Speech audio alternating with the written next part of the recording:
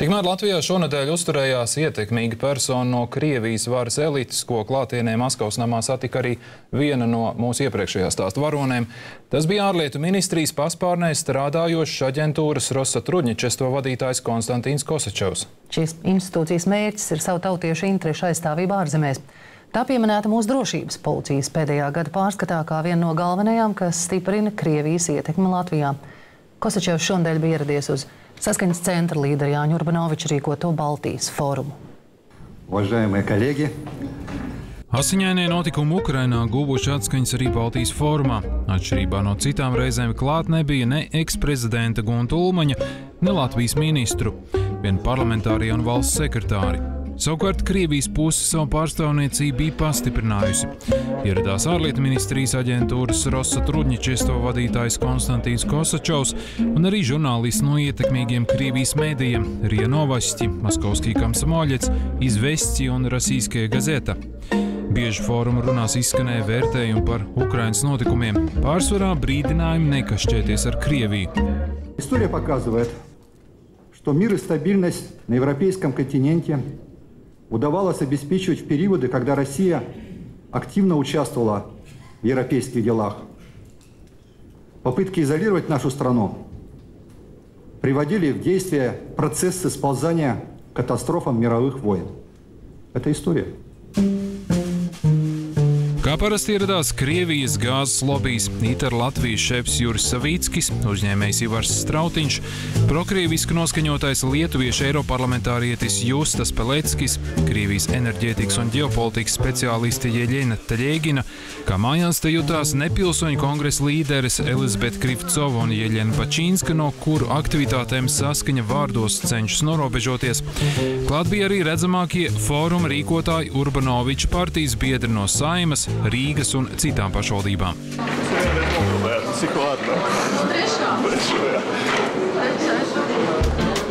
Latvijas drošības policija Krievijas ārlietu ministrijas aģentūras Rosatrudņičestvo darbības un mērķus aprakstījusi pēdējā savā pārskatā. Par tās darbu izmeklēšanu veids arī ASV Federālais izmeklēšanas birojs, pētot Rosatrudņičestvo organizētos amerikāņu jauniešu apmaiņas braucienus uz Krieviju.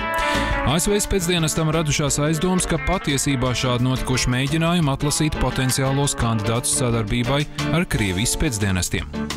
Сам факт того, что у нас здесь в Латвии местная полиция безопасности постоянно записывает чуть ли не в главную угрозу национальной безопасности страны, при том, что мы здесь не работаем, потому что нам здесь запрещено работать. Это, на мой взгляд, принципиально важное добавление.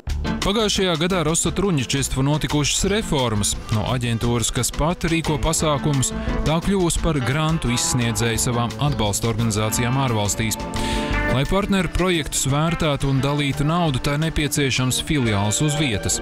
Krievijas prezidenta Vladimira Putina apstiprinātajā aģentūras nākamo 3 gadu plānā dots uzdevums atklāt pārstāvniecības 11 valstīs. Latvijai šādu lūgumu Krievijas ārlietu ministrijas aģentūra sūtījusi vairāk kārt, bet saņēmusi atteikumu.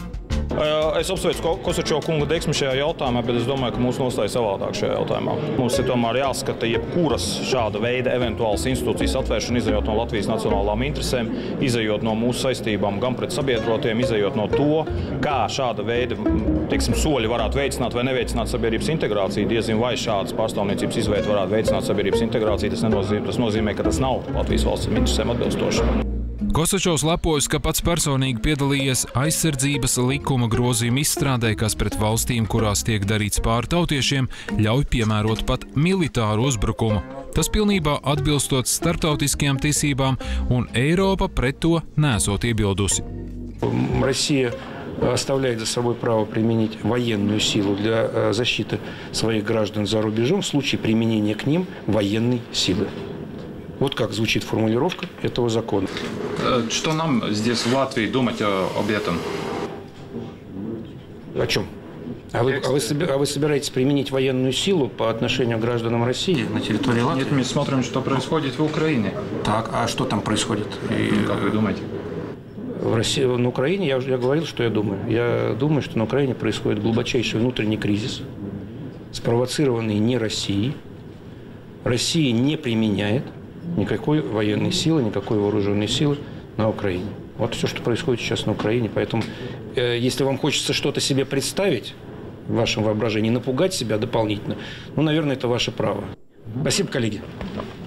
Atšķirībā no sarunām ar žurnālistiem Latvijā, Krievijas televīzijas kanālos par diplomātisko lavierēšanu Kosačovs nedomā. Константин Иосифович, страны Балтии, в которых тоже есть большие общины русскоязычных, этнических русских, это страны члены НАТО. Вместе с тем они, то есть власти этих стран сейчас занервничали. Как вы считаете, есть ли возможность того, что Россия направится спасать соотечественников в странах Балтии?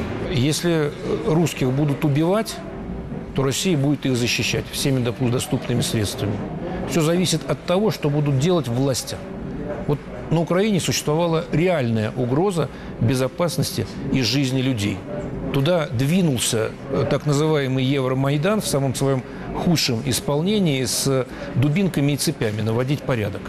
Это была прямая угроза безопасности людей.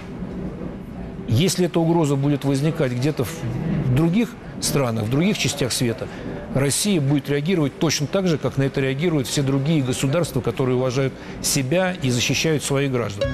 Uzstājoties Baltijas fórumā, Kosačovs vainoja Eiropu, ka tā pieļāvusi Ukrainā fašismu izplatīšanos un apšaubīja Latvijas ieguvums no iestāšanās Eiropas Savienībā un NATO.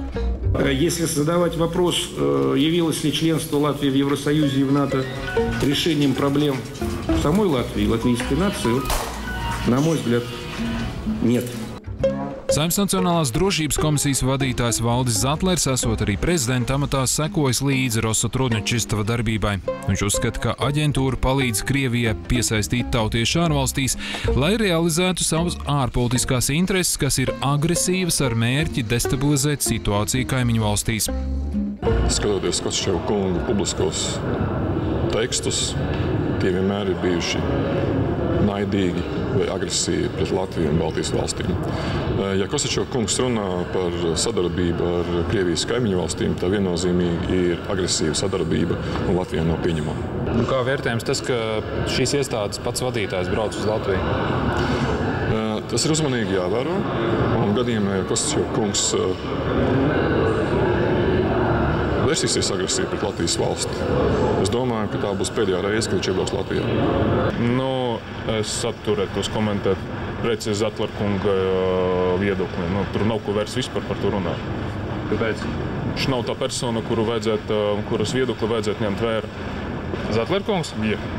Kāpēc? Šis bijušais prezidents un drošības komisijas vadītājs tur muļķi nesēž tomēr. Tas ir jūsu viedoklis, jā. Kas sēž vai nesēž tajos amatos. Pēc piedalīšanās Baltijas fórumā Rosatrudņečistava vadītājiem par godu Maskavas namā tika sarīkot tikšanās ar krievalodīgo организацию līderiem. У меня есть отчет полиции безопасности за 2013 год, где значит, на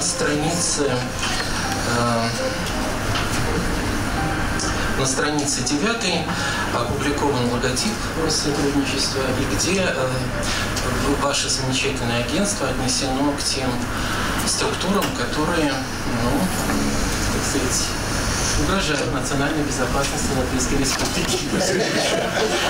Konstantīns Kosačovs pamācīja, kā būtu jārīkojas, lai Latvijas varas iestādes vairs neatteiktu aģentūras filiāles atvēršanu Rīgā.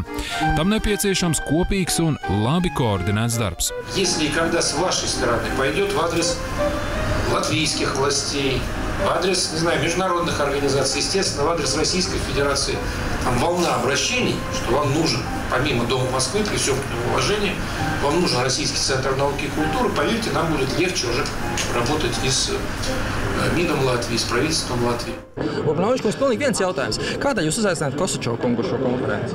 Kāpēc ne? Kāpēc jā? Kāpēc jā? Kāpēc ne? Kāpēc tieši Kosačovu kungu? Tāpēc, ka viņš ir ļoti slavens, zināms ārlietu eksperts. Viņš ir Krievijas maigās varas institūcijas vadītājs un no Amerikas maigās. Tā ir jūsu versija. Viņš ir gudrs cilvēks. Tā var rakstīts viņa mājaslapā, tā nav nekāda mana versija. Lai veicās.